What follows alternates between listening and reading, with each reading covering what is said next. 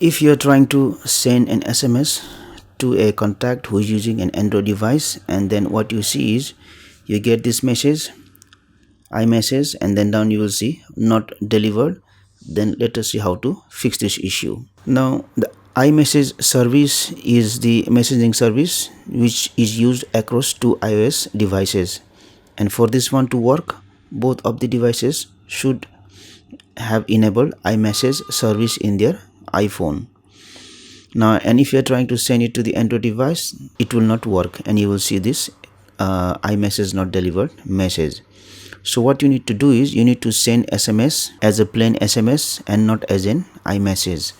So go to settings here, scroll down and go to messages, and you see right now iMessage is enabled.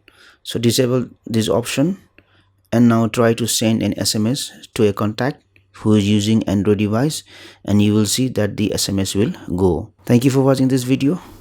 Please like and share this video if you found it helpful. Also click on the subscribe button and hit on the bell icon to get the notification of our latest videos for free.